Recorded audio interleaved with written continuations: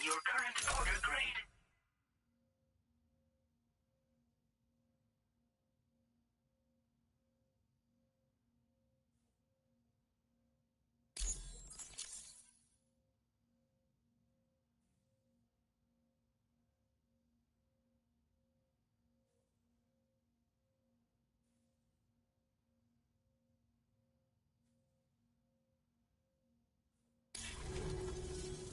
On the network at last, eh? I've been waiting for this moment for so very long. This should enable me to increase the pace of my research into new defensive solutions. As for the cargo you brought me, it's the culmination of the Phantom Smith's recent efforts. I applied a few finishing touches, and voila! I can now share with you the data for a chiral cannon. It is a devastatingly powerful weapon that can be mounted onto pickup off-roaders. You'll find it deals unparalleled damage to BTs as well as ghost mechs. Which might come in handy, since it's not just armed survivalists that have been sighted recently. It's ghost mechs too. It's hard to say, but Higgs might be up to something. So that's all the more reason to have weapons suited to dealing with his minions. Ideally, this cannon would only be effective against BTs and mechs. Unfortunately, though, such firepower is more than enough to kill any human outright, so please use it wisely. In addition, I'm happy to share some new pickup off-roader tires that will significantly improve its traction. You can swap them in and out as you like when customizing your vehicles. I highly recommend using these if you're planning to tackle a snow-covered mountain.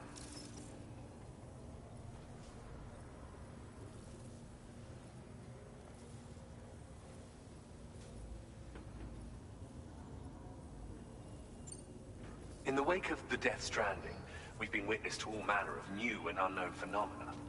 The research team to which I belong has worked to classify said phenomena, that we might determine which can be leveraged for practical applications. The Phantom Smith is also one of our number. The two of us shared a mentor, as it happens. The man responsible for developing the navigational systems of the DHV Magellan. His influence is largely why I study vehicles and related tech. We don't yet know why ghost mechs are able to operate outside of chiral network coverage, but we do have a working theory. And if the underlying principles of this theory prove true, we can take advantage of them. Fortunately, the cargo you've brought may well hold the answers to many outstanding questions. I strongly suspect we'll make rapid progress in the days to come, meaning you can look forward to even more new and exciting creations.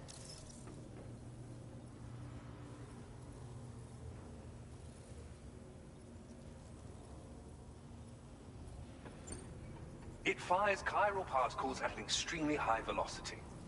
Its considerable size makes it impractical to carry, so we've designed it to be mounted on pickup off-roaders instead. Whilst it needs a moment to charge before it can be fired, it boasts tremendous stopping power. And it will automatically track hostile targets, allowing you to engage with ease whilst driving. Giant BTs and ghost mechs are tougher than ever these days. It's truly unfortunate, but we have no choice but to rely on weapons of this caliber. A necessary escalation to combat Higgs and his forces. But I must also reiterate that due to the destructive potential of this cannon, it should never be used where humans may be harmed. Thank you again for your help. I'll be sure to continue my research into ghost technology in the days ahead. I intend to look into ways of ensuring we have greater freedom of movement with our vehicles, even in dangerous areas. Any assistance you can provide would be greatly appreciated. Oh, before you go, I have a parting gift for you. A gift I was instructed to give you by my mentor. This cargo will allow you to enhance the DHV Magellan's weaponry, per Tarman's request, I believe. I'll need some time to prepare it for transport, though. In the meantime, please avail yourself of the private room here. I'll be sure to post the order by the time you wake up. So, go on and have a good nap. Sam, it's me.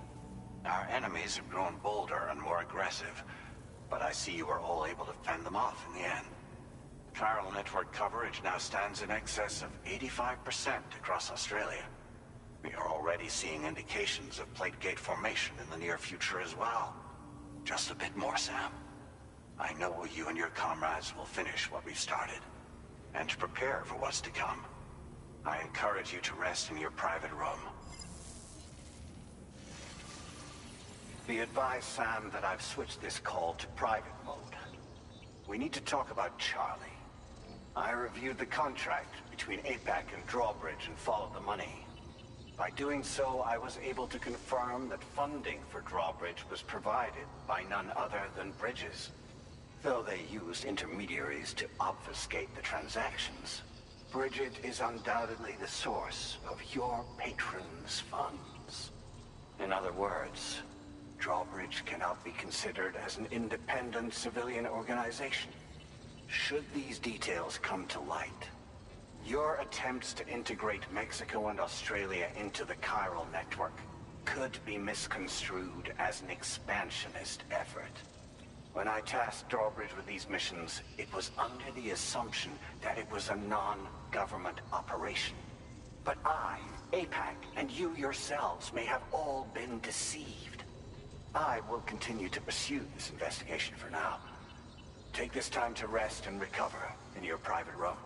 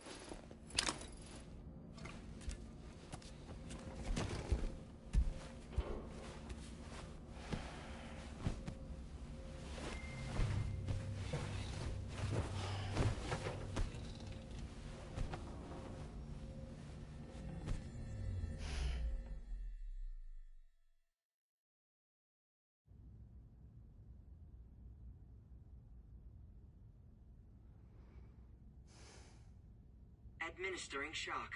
Stand clear.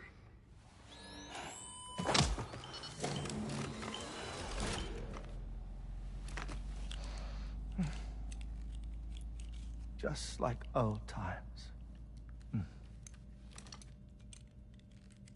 Where are we?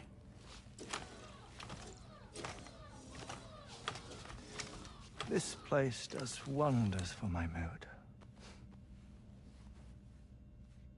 The repairs to the DHV Magellan are still ongoing, so I thought to return here and see if I couldn't make progress with our Lou investigation. Learn anything new? Well, at the Motherhood's facility, we managed to confirm that Lou's original serial number was none other than BB00. And this is what I found when I attempted to search for associated records. To build the chiral network, 9 sacrificial BBs were prepared. However, the network's original design required only 1. A single sacrificial BB unit, facilitating chiral communications across the entire North American continent. This approach called for what was dubbed a core bridge baby, and BB00 was a lucky candidate assigned to play this role. However, Bridges subsequently abandoned the idea, their tests having failed to yield the desired results. And so it was that the model requiring multiple sacrificial BBs was ultimately adopted.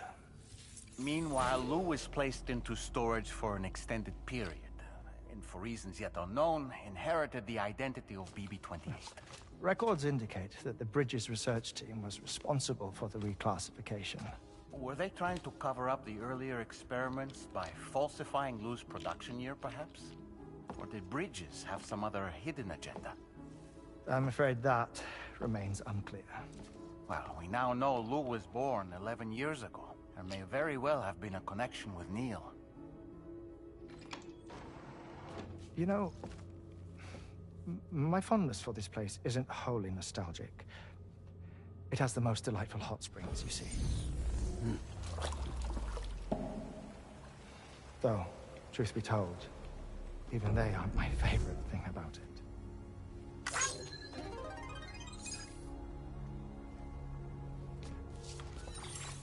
If you can find the time, you should come visit. Give the old bones a soak. Oh, a warm bath does sound good. Perfect treat for a weary traveler. Anyway, I'll see you aboard the Magellan.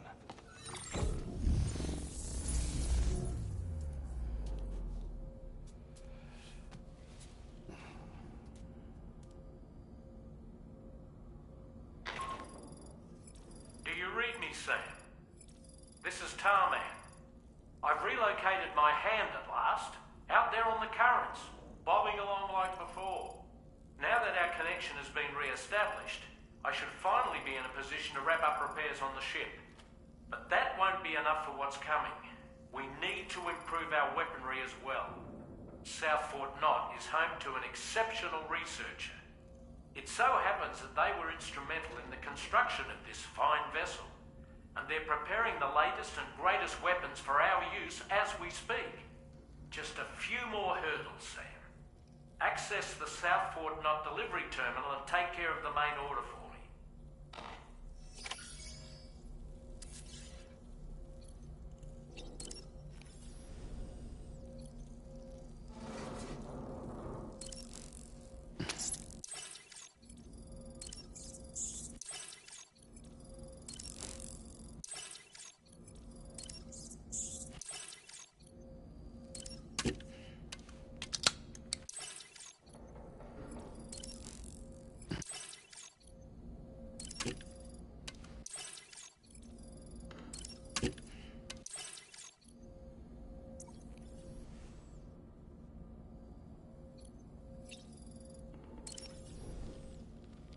I dare say Tomorrow may have mastered her unique abilities.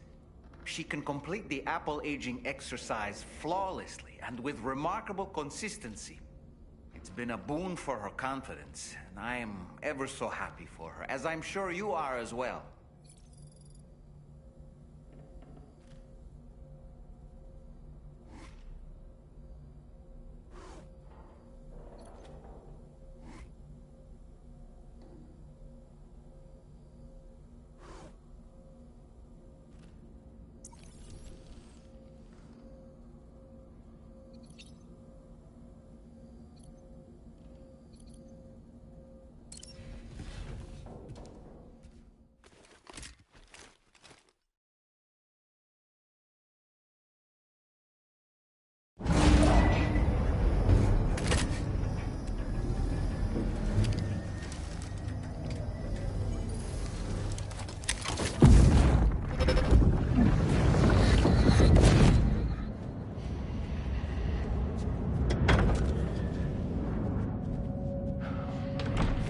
Thank you for coming. They are after my child.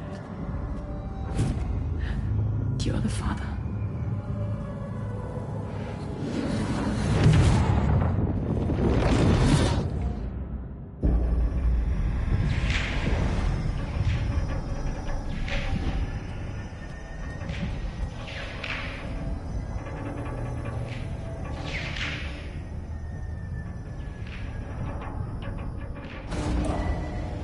Departing facility.